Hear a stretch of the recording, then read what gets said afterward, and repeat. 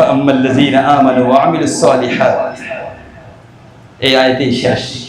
ফাআম্মাল্লাযীনা আমানু ব্যাখ্যা করব না, যারা ঈমান আনবে, ওয়া আমিলুস সালিহাত নবীজির দেখানো পথে নেক আমল করবে, ফায়ুফিহিম উজুরাহুম যথাযথভাবে তাদেরকে পুরস্কৃত করা হবে, ওয়া ইয়াজিদুহুম মিন ফাদলিহি দয়া করে আল্লাহ তাআলা আরো বাড়ায় দিবেন। ন্যায্য পাওনা তো দিবেনই, দয়া করে বাড়াই দিবেন। এ পর্যন্ত লেখা কিতাবওয়ালা লিখছে যে এটা যে কত দিবেন এটা কোনো কিতাবের মধ্যেই নেই। আল্লাহ শান মোতাবেক দিবেন, মিন ফাদলিহি ইয়াজিদুহুম মিন ফাদলিহি, আল্লাহ তাআলার দয়ায় এই প্রাপ্তিটাকে আরো বাড়াই দিবেন। ওয়া আম্মাল্লাযীনা ইসতানকাহু যারা লজ্জা অনুভব করে, ইস্তাকবারু অহংকার করে, ফায়ুআযিবুহুম আযাবান আলীমা এদেরকে কঠিন পীড়াদায়ক শাস্তি দেওয়া হবে।